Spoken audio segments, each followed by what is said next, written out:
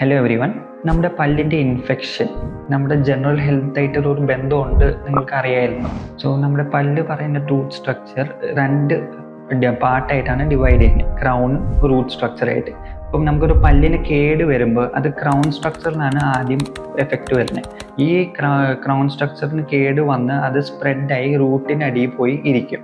അപ്പോൾ ഈ റൂട്ടിനടിയിൽ പോയി ഇരിക്കുമ്പോൾ ആണ് ഫസ്റ്റ് സിംറ്റംസ് ഓഫ് പെയിനും സ്വെല്ലിംഗ് ഒക്കെ വരാൻ ചാൻസ് ഉള്ളത്. ഇൻ കേസ് നമ്മൾ ഒരു ആൻറ്റിബയോട്ടിക് കഴിച്ച് പെയിൻ കില്ലർ കഴിച്ച് അതിലൊരു ടെമ്പററി കുറച്ച് ദിവസങ്ങളിൽ നമുക്കൊരു ആശ്വാസം കിട്ടും. ആ പെയിൻ മാറുന്ന ശേഷം പിന്നെ അടുത്ത പെയിൻ വരുമ്പോൾ അത് ശക്തമായി പെയിനായിട്ട് വരാൻ ചാൻസ് ഉണ്ട്.